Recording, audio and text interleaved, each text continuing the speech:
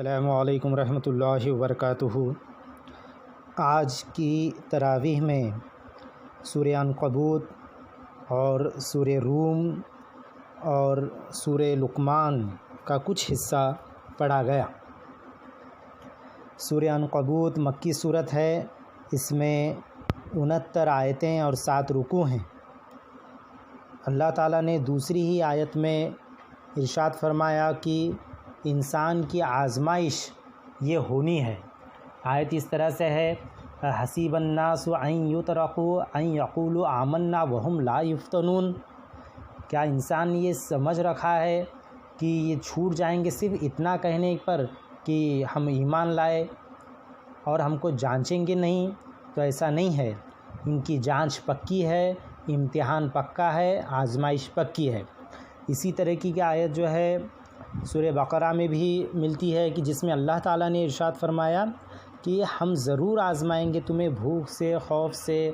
مال کے نقصان سے، پھلوں کے نقصان سے۔ تو اس طرح سے ایمان والوں کی آزمائش آنی ہی ہے، اور کوئی یہ کہتا ہے کہ ہم ایمان لاتے ہیں اور ان کو آزمائی نہیں جائیں گا تو یہ سراسر یہ دھوکے میں ہے۔ اس کے بعد 12 نمبر اور 13 نمبر کی آیت ہے جس میں اللہ تعالیٰ نے کچھ خاص ایسے لوگوں کا ذکر کیا ہے کہ وہ خود بھی جو ہے گناہ کرتے ہیں اور دوسروں کو بھی اس پر اکساتے ہیں۔ ترجمہ اس طرح سے ہے، اور کہنے لگے انکاری لوگ ایمان والوں کو، تم چلو ہماری راہ اور ہم اٹھا لیں گے تمہارے گناہ، لیکن اللہ تعالیٰ آگے فرما رہے ہیں اور وہ کچھ نہ اٹھائیں گے ان کے گناہ، یعنی وہ کچھ نہ اٹھا سکیں گے ان کے گناہ، بے شک وہ جھوٹے ہیں۔ ہاں، اور البتہ اٹھائیں گے اپنے بوجھ، اور کتنے بوجھ ساتھ اپنے بوجھ کے، اور ضرور ان سے پوچھ ہوگی قیامت کے دن جو باتیں کہ وہ جھوٹ بناتے تھے۔ یعنی یہ لوگ جو خود بھی گناہ کرتے ہیں اور دوسروں کو بھی گناہ کی دعوت دیتے ہیں، تو گناہ کی دعوت دینے والا بھی گناہ گار ہے، گناہ کرنے والوں کو جو عذاب ہوگا وہ اس کو بھی ہوگا۔ تو اس آیت سے جو معلوم ہوا کہ جو شخص کسی دوسرے کو گناہ میں مبتلا کرنے پر ابھارے یا گناہ میں اس کی مدد کرے، وہ بھی ایسا ہی مجرم ہے جیسا یہ گناہ کرنے والا۔ ایک حدیث جو حضرت ابو ہریرہ رضی اللہ تعالیٰ عنہ اور حضرت انس بن مالک رضی اللہ عنہما سے روایت ہے کہ رسول اللہ صلی اللہ علیہ وسلم نے فرمایا، جو شخص ہدایت کی طرف لوگوں کو دعوت دے تو جتنے لوگ اس کی دعوت کی وجہ سے ہدایت پر عمل کریں گے، ان سب کے عمل کا ثواب اس دعوت دینے والے کے اعمال نامے میں لکھا جائے گا، بغیر اس کے کہ عمل کرنے والوں کے اجر و ثواب میں کوئی کمی کی جائے۔ اور جو شخص کسی گمراہی اور گناہ کی طرف دعوت دے تو جتنے لوگ اس کے کہنے سے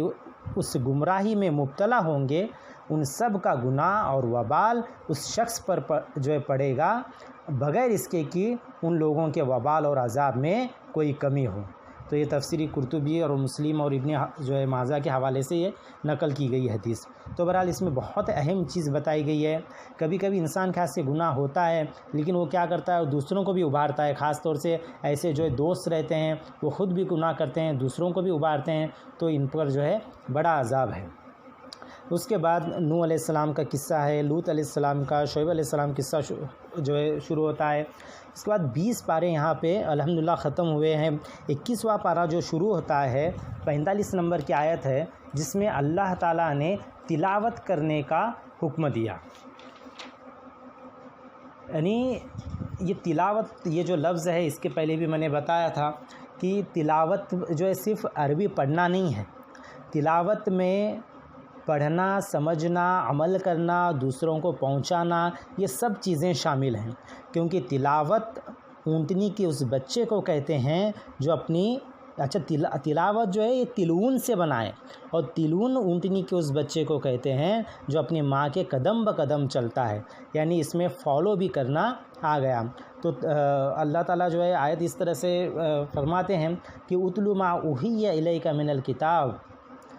تلاوت کرتے رہا کیجئے جو آپ کی طرف وحی کی گئی ہے کتاب میں سے، واقیم الصلاۃ، اور پھر نماز بھی قائم کیجئے۔ پھر نماز کا اللہ تعالیٰ فائدہ بتا رہے ہیں، کیا ہے فائدہ نماز کا؟ ان الصلاۃ تنہی عن الفحشاء والمنکر، کہ بے شک نماز جو ہے روکتی ہے فحش کاموں سے اور برائیوں سے، وَلَذِكْرُ اللَّهِ اکبر، اور اللہ تعالیٰ کا ذکر جو ہے بڑی بھاری چیز ہے، بڑی چیز ہے، وَاللَّهُ يَعْلَمُ مَا تَصْنَعُونَ، اور اللہ جو تم کچھ کرتے ہو اللہ تعالیٰ کو اس کی خبر ہے۔ تو یہاں پہ نماز کے تعلق سے بھی بتایا ہے، تلاوت کے تعلق سے جو بھی بتایا ہے، اور نماز کا ایک فائدہ بتایا ہے کہ نماز جو ہے بے حیائی اور برائی سے روکتی رہتی ہے، بشرطے یہ کہ نماز جو ہے ویسی پڑھی جائے جیسے پڑھنے کا حق ہے۔ اس کے بعد 56 نمبر کی آیت ہے جس میں ہجرت کے متعلق اللہ تعالیٰ فرماتے ہیں کہ ہجرت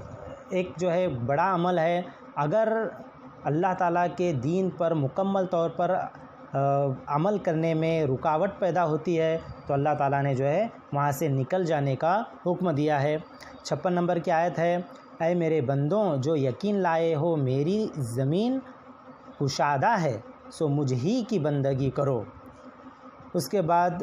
64 نمبر کی آیت ہے جس میں یہ دنیا کیا ہے اور اس کی حقیقت کیا ہے اللہ تعالیٰ نے واضح کر دیا، وَمَا هَذِهِ الْحَيَاةُ الدُّنْيَا إِلَّا لَهْوٌ وَلَعِيبٌ، اللہ تعالیٰ فرما رہے ہیں کہ یہ جو دنیا ہے یہ کھیل اور تماشا ہے، وَإِنَّ الدَّارَ الْآخِرَةَ لَهِيَ الْحَيَوَانُ لَوْ كَانُوا يَعْلَمُونَ، اور پچھلا گھر یعنی جو آخرت کا گھر ہے وہی ہے زندہ رہنا اگر ان کو سمجھ ہوتی۔ تو بہرحال اس میں دنیا کی حقیقت اور آخرت کی حقیقت بتائی گئی ہے۔ اس کے بعد 69 نمبر کی آیت ہے جس میں اللہ تعالیٰ نے جو ہے جہاد کرنے کا حکم دیا ہے۔ آخری یہ جو آیت آتی ہے اس طرح سے کہ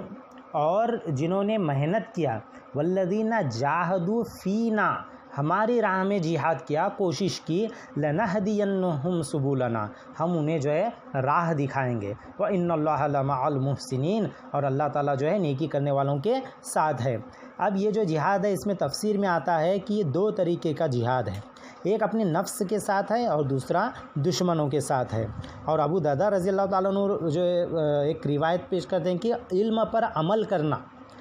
یہ بھی جو ہے ایک طریقہ جہاد ہے، اور اگر علم پر جتنا ہمیں علم آیا ہے، جتنا علم ہمیں معلوم ہے اس پر اگر ہم عمل کریں گے تو اللہ تعالیٰ نئے علم کے راستے جو ہے ہمارے لیے کھول دیں گے، وہ جو ہے تفسیر آتی ہے لَنَهْدِيَنَّهُمْ سُبُلَنَا کی۔ بہرحال یہاں پہ سورہ عنکبوت ختم ہوتا ہے، اس کے بعد سورہ روم شروع ہوتا ہے۔ سورہ روم مکی صورت ہے، اس میں 60 آیتیں اور 6 رکوع ہیں۔ اللہ تعالیٰ نے پہلی ہی آیت میں فرمایا، یعنی 2 نمبر کی آیت ہے، مغلوب ہو گئے ہیں رومی، یعنی فی الحال رومی جو ہے ہار جائیں گے، پھر جیسے ہی انہیں بادشاہ ملیں گی واپس سے اور وہ جو ہے غالب آ جائیں گے، چند سالوں میں اللہ تعالیٰ ان کے ہاتھ سے جو ہے غلبہ جو ہے عطا کر دے گا۔ یہ کچھ واقعات اس طرح کے ہیں، ایک تو قرآن میں پہلے کے قصے بیان ہوئے ہیں جو حقیقت پر مبنی تھے، اللہ کے رسول صلی اللہ علیہ وسلم نے یہ پہلے کے قصے بتائے، ایک معجزہ تھا۔ اس کے بعد آگے آنے والی چیزیں بھی اللہ کے رسول صلی اللہ علیہ وسلم نے بتائی۔ تو کبھی کبھی ہوا یہ کہ کچھ چیزیں آپ صلی اللہ علیہ وسلم کی حیات میں ہی ہوئی، اور کبھی کبھی آگے چل کر خلفائے راشدین کی جو زندگی میں یہ چیزیں ہو گئی۔ اس کے بعد 12 نمبر کی آیت ہے جس میں قیامت کا ذکر آیا ہے، اور جس دن برپا ہوگی قیامت آس توڑ کر رہ جائیں گے گناہ گار، اور نہ ہوں گے ان کے شریکوں میں کوئی ان کے سفارش کرنے والے، اور وہ ہو جائیں گے اپنے شریکوں سے انکاری، یعنی یہ لوگ جو شرک کرتے ہیں اور یہ سمجھتے ہیں کہ یہ ہمارے جو ہے ہماری سفارش کریں گے، تو اللہ تعالیٰ نے یہاں پہ واضح کر دیا۔ اور اس کے بعد اور کچھ آیتیں میں اس میں اسی طرح سے قیامت کا ذکر ہے۔ 31 نمبر کی آیت ہے جس میں اللہ تعالیٰ نے نماز کے جو ہے متعلق کہا کہ نماز قائم کرو اور مشرکوں میں سے مت ہو جاؤ، یعنی اس سے پتہ یہ چلا کہ نماز کی جو پابندی کرتا ہے اللہ تعالیٰ اس کو توحید سے مالا مال کرتا ہے۔ آیت اس طرح سے سب رجوع ہو کر اس کی طرف اور اس سے ڈرتے رہو اور قائم رکھو نماز، اور مت ہو شرک کرنے والوں میں سے، اور جتنے لوگ شرک کرتے ہیں ان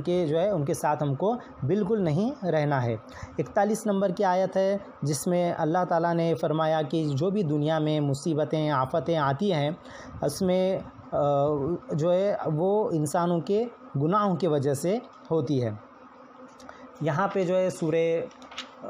روم بھی ختم ہوتی ہے، اس کے بعد سورہ لقمان کا بھی کچھ حصہ پڑھا گیا ہے، لیکن انشاءاللہ وہ کل دیکھیں گے۔ اللہ تعالیٰ سے دعا ہے کہ اللہ تعالیٰ ہم کو کہنے اور سننے سے زیادہ عمل کرنے کی توفیق عطا فرمائے۔ السلام علیکم ورحمۃ اللہ وبرکاتہ۔ يا رجائي